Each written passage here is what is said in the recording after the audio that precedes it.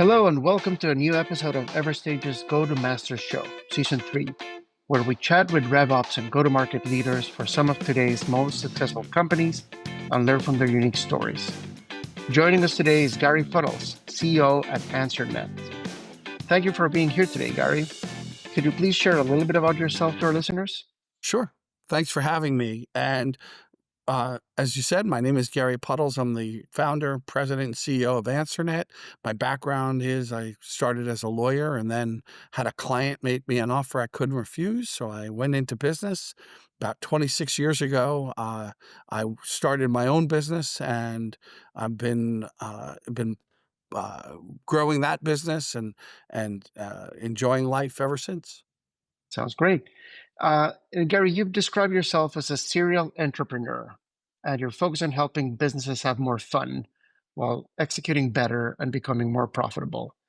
What sparked this business philosophy, and how has it guided your leadership at AnswerNet and your other ventures? And definitely talk more about the fun part, because I think this is something that is not given the importance it should have in today's world. So let me start by saying being a serial entrepreneur and delivering fun are sort of two different things, right? So in terms of my serial entrepreneurship, I've been lucky enough to see opportunity everywhere. Everywhere I turn, I see different things that help people, help businesses, etc. In terms of being more fun, when you can own a business or operate a business and it is doing well and its operations are doing well and you've tuned things up, it's more fun because you're being successful.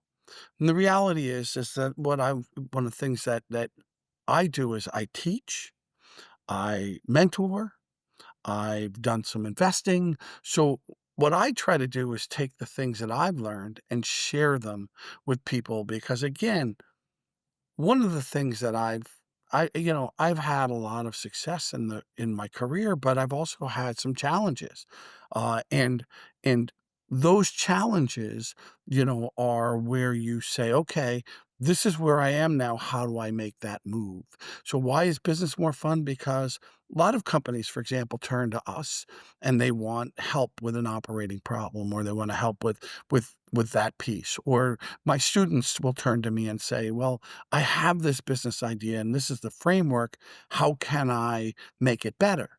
And that's really what I focus on is helping people when you've figured something out, whether you do it alone or you do it with someone else, it's just more fun. So when you can make money, more money, or save money, which is my focus, right? I help you make money or save money. It helps bring joy into the room. And it's interesting because I posted something on my social media last week which said, you can always find reasons to be sad, but if you can find a reason to be sad, you can also find a reason to be happy, right? It comes from inside. And one of the things that I try to spread is that happiness is also a choice. I wake up every day and I choose to be happy. Now, I'm lucky because I have a lot of things to be happy for: family, business, music, things that really, really spark me. So I'd say that to anybody who wakes up every day miserable, you have the opportunity to change your point of view and decide to be happy. That's awesome. And you're right, it's the ultimate renewable resource, right? Being happy is contagious. You can help make other people happy. It doesn't take anything away from your happiness to make other people happy. It actually increases. And yeah, as it relates to business, yeah, success is fun. And being in a place It's where a lot you're better either than the winning, alternative. yeah, winning or fighting towards a common goal with people that are like-minded, that's a really cool place to be. And we spend so much time at work that you really want to be making sure that the time you're there is a good time in all senses. And we'll definitely come back to music in a bit, but I wanted to pick on something that you mentioned. You said that a founder makes a habit of doing what unsuccessful founders don't like to do. Um, I want to know from your experience with Ring.com and your other investments, what specific habits or actions have you observed that separate the successful entrepreneurs from those who struggle? So I want to break this down into two questions. First is the common denominators of success. whether it's entrepreneurs or otherwise, all successful people make a habit of doing what unsuccessful people don't like to do. Now, that can be in your church, or that can be in your school, that can be in any part of your life, right? What are some of those habits? Well, in my case, I traveled. I had to be on the road 2 to 3 weeks a month as I was building my business. Sometimes you have to invest when people won't take a risk. That's a habit that people have. Sometimes you have to sit down and make time for meetings that you don't want to take. Most people focus on they focus on the difficulty of the journey instead of the result.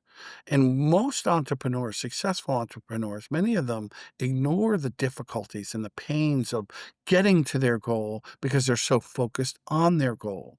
And how many times have we seen entrepreneurs or other people who don't get as successful as they want because they decide that the work to become successful is too hard than the joy they're going to get from reaching that definition of success.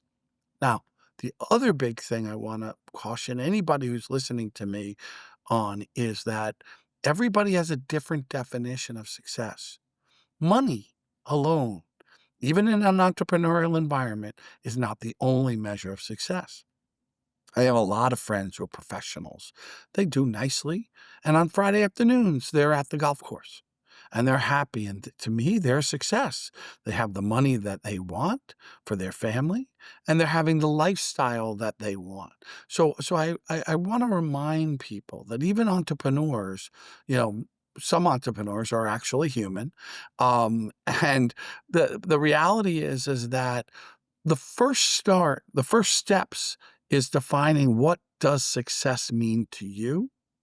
And that's why I said earlier when I said that happens if you're in your church or your house of worship and you want to be very active in that house of worship, then you're going to volunteer, you're going to spend time there. And one of my greatest inspirations is my younger brother. My younger brother was he had special education as a kid, and my younger brother got involved with an organization called Optimus International, which helps children with special needs. And he pushed himself. He pushed himself. He created events. He created meaningful moments for these children. And then he pushed himself to become the governor of the state of Florida for the organization. Now, this is a kid who That's amazing. I call him a kid, because he's my younger brother, but he's, of course, He'll he's be a now kid forever. 60, That's so how it is. he's no kid, but this is a guy who who, um, you know, didn't have the education, didn't have the experience, and he pushed himself and made a habit of focusing on helping these children, and then took himself to levels that I don't think he even realized he was capable of until he put himself there. So I think if you make a habit of doing what's difficult, doing what focusing on your goal, that works in whether it's an entrepreneurial business or any part of your life. Yeah, really insightful. It reminded me of that, and I'm not remembering the quote exactly, but that Stoic philosophy, like the challenge is the way, right? It's not an obstacle in the way. That is what it is, and Wow. if you get through it, Conversations about stoicism. Now, this is a special podcast. Yeah, we well, it can we just can just also came to talk mount about, one exactly. of the great Stoics, Marcus Aurelius, the last of the great Caesars of Rome, right? I follow one of his business philosophies. Once you understand the nature of a person, now he said a man, but once you understand the nature of a man, you can't get mad at the man for acting within their nature. And it's really true, right? It's so deep, yeah, We hire people all day and we think, "Oh, you're gonna be this because this is what I'm projecting on you." But once you really understand what they are and who they are, then if you're not happy with them and they continue to be who they are, then you're the problem, not them. yeah, and you can keep choosing to be unhappy or miserable, or learn to recognize it. So it's a nice tie back to your other point before. Super, super cool. Thanks for the insight here. So yeah, the other one is, yeah, choose. understand what success means to you, chase that. Don't compare yourself necessarily against others that are on a different path because it might not be anything to do with you, and you're just not going to be happy that way. So fantastic. Coming back to the music, I'm a frustrated musician. I have zero talent. I've tried everything, guitars, pianos. I just can't do it.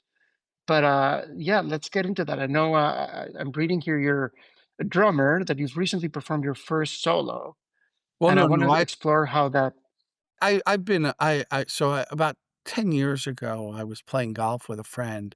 I'd played in high school.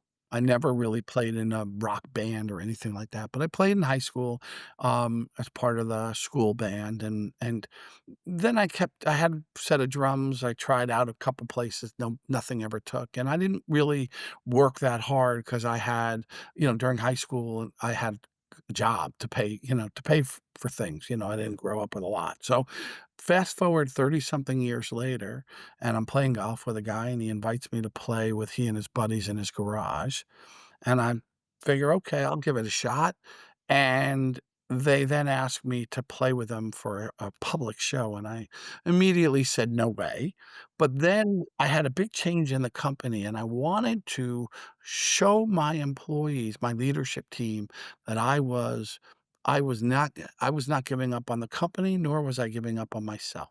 So what did I do? I went and I reached out to those guys. I said, "Hey, how would you like to play a show?" And we played for 2 hours in front of my employees. See, I have a thing, and then many entrepreneurs have a thing, and that thing is I always wanna continue to excel. So first thing I did was I played in front of my employees, and I was so nervous. I didn't we did 2 hours straight show. I wouldn't take a break because even though I was feeding them and giving them free booze, I was sure they were gonna leave. So we got through that, and then I wanted to play in a bar, and we played at an open mic night.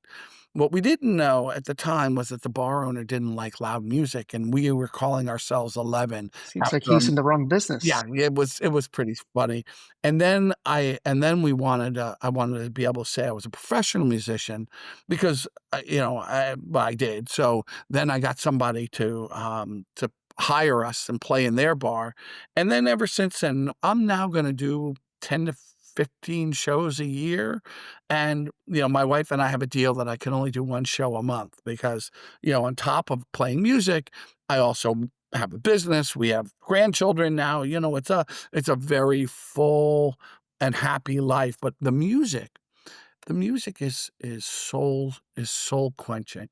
It is we often say at AnswerNet that we're having a Tuesday. For some reason, Tuesdays just seem to bring a lot of bad news. So I often will schedule music rehearsal with my bands on Tuesday night because when you have a rough day and then you get to play music with people you love. Like I've been playing music with with a few people for the whole 10 years. My female lead singer and my guitar player in the bigger band and his brother and I get to play with wonderful people. It takes away that stress. And, I can hit my drums because they say it's not appropriate to hit my children or grandchildren. Who knew? Not anymore. Yeah, Yeah, who knew? exactly. So I hit the drums instead, and That's it's amazing. wonderful. So, creative outlet, it lets you express yourself in different ways. Keep chasing the next growth path. And you're right, entrepreneurs are a special kind of people that are always looking for that next challenge. So that fits well. And also, it must be good to have it not just as an outlet, but as a way to find inspiration in business. And I'm sure there's some insights that you can gain while doing something completely different that'll sometimes bring you right back into a challenge you were having. I don't know if you have any stories around that. I That'd be do. really So fascinating to I hear. have been able to weave my music into my business life in a number of ways. First of all, it's a way of connecting with business people, that's not sales. That it's, Hmm.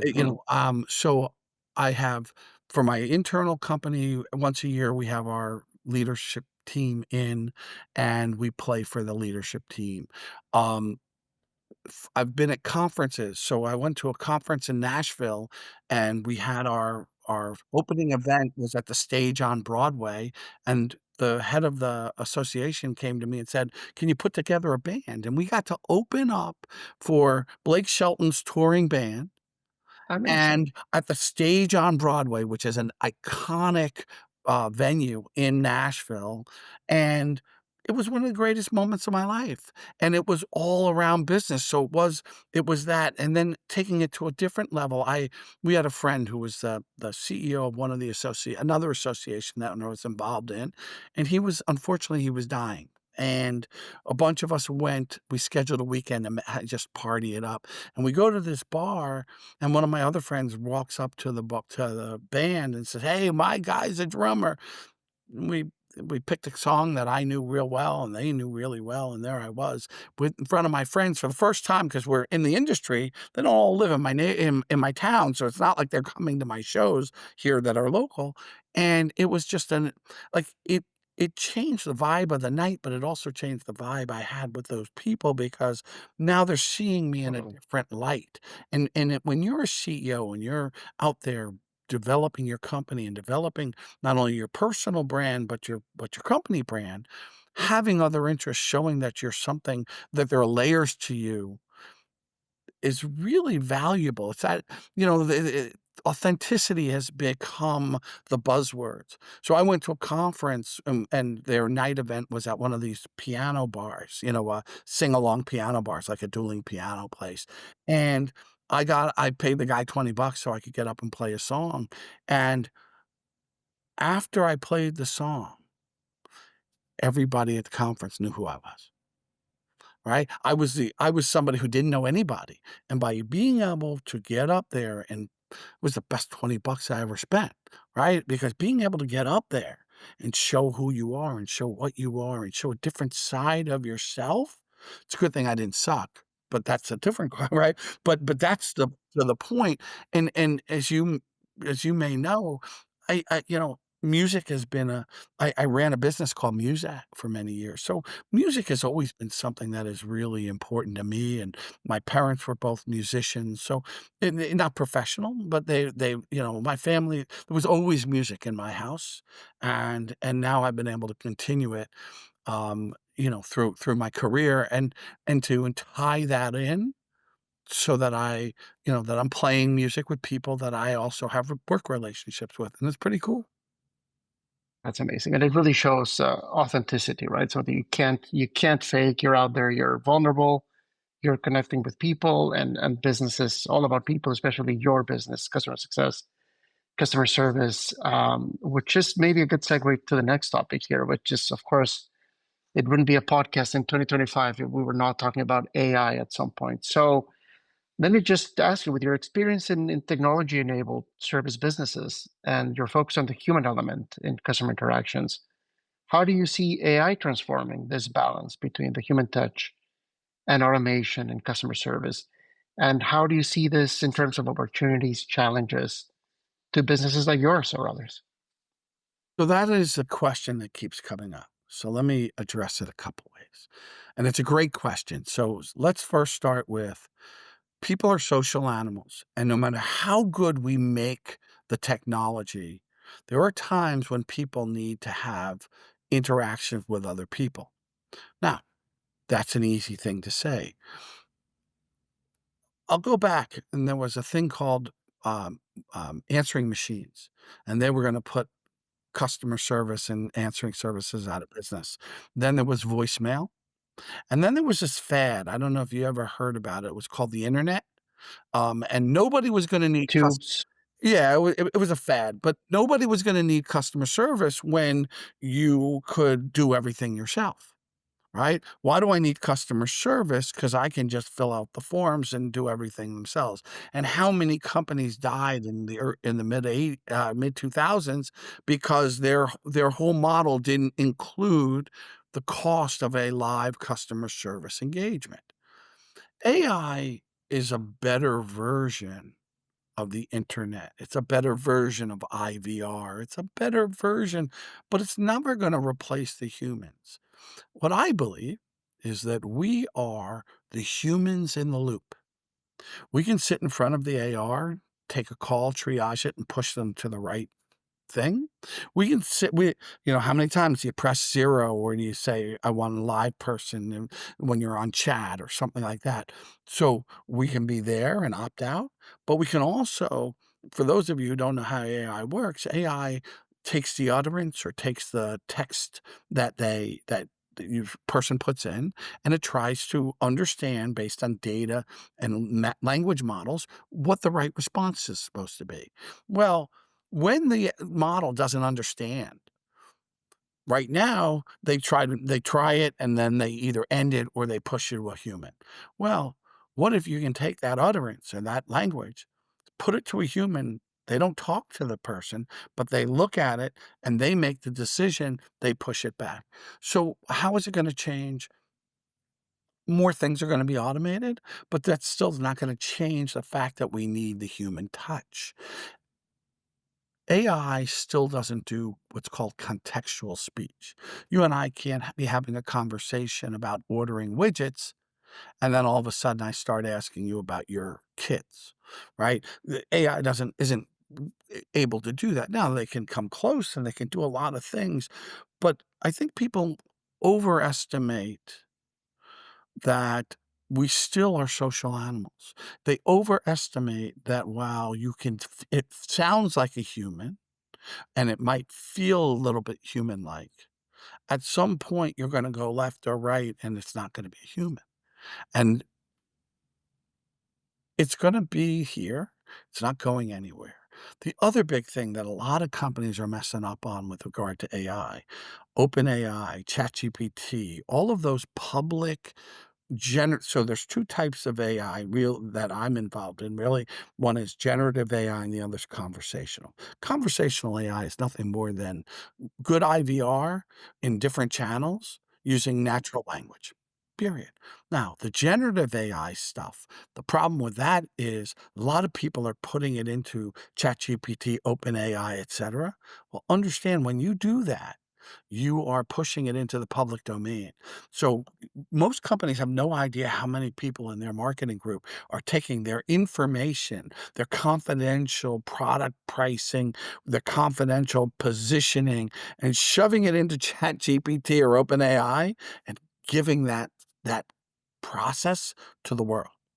It was interesting because I met with, some guys from XAI, and, they were telling me that just how much remember when Elon Musk was a founder of, one of the original investors in OpenAI.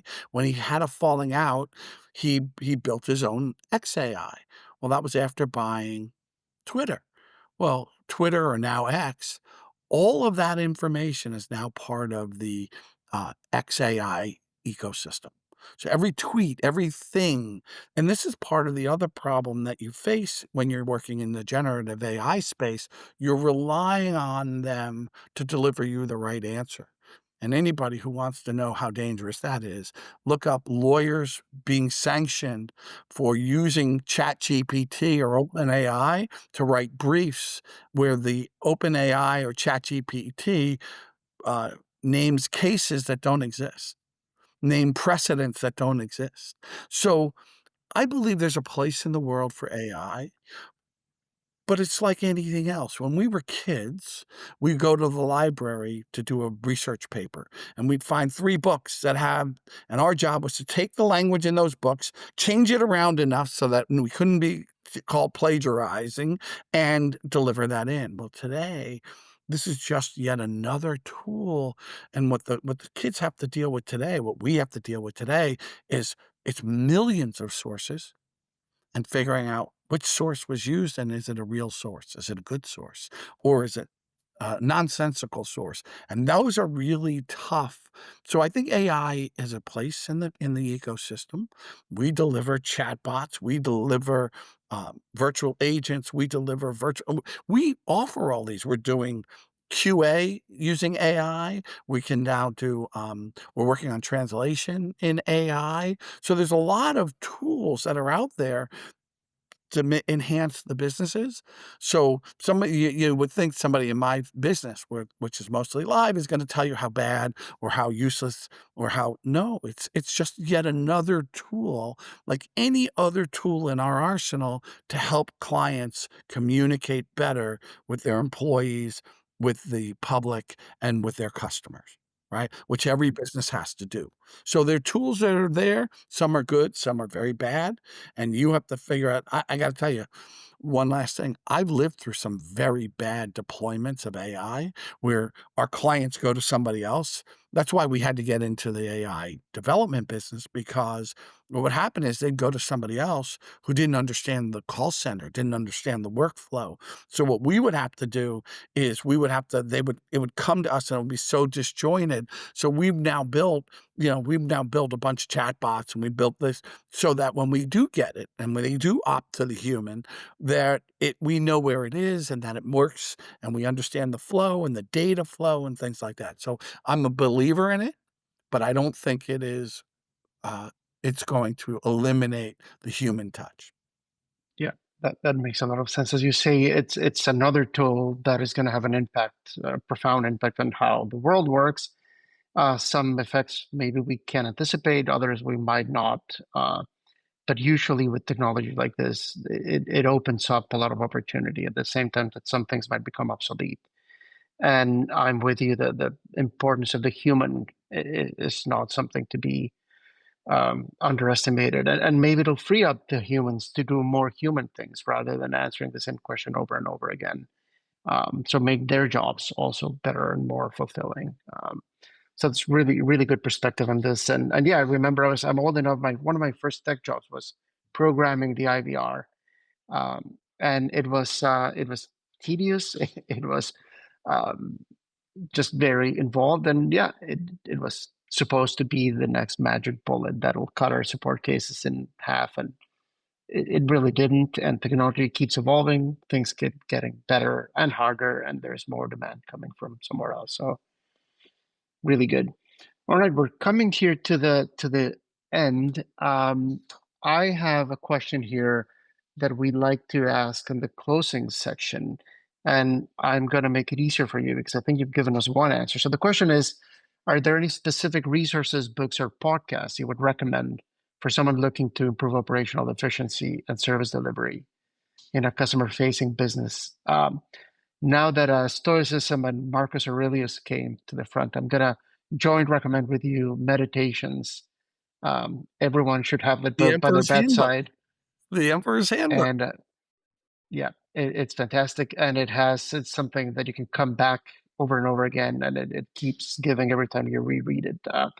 So maybe I made it harder by taking one option away from you, but any other resources, it can be anything that you So it's recommend. funny because that's not what for business people, this isn't about customer facing, it's about business. So I would start, first read is Mastering the Rockefeller Habits by Vern Harnish. We've used a number of Vern's tools over the years. I met Vern during we created an educational thing for people in this in the traditional answering service business, and Vern came, and so I would recommend Mastering the Rockefeller Habits. Number two, I would recommend uh, uh, something that is really very much in line with my philosophy of the common denominators of success, and that is The Art of Possibility by Ben and Rosalind Zander. They were Ben was the director of the Boston Philharmonic Orchestra, and it's about when you come to a problem, there are two kinds of people, and you've really taken the happiness theme through this podcast, and I want to keep it here. So you can be one of those people who see the wall. You've walked up into the wall. Now you can either see the wall and think, I can't go anywhere, or you could turn your head left and right and say, I'm just going to go around the wall and I'm going to find a new thing, just like Who Moved My Cheese. So I would say those are two great books. And for smaller companies,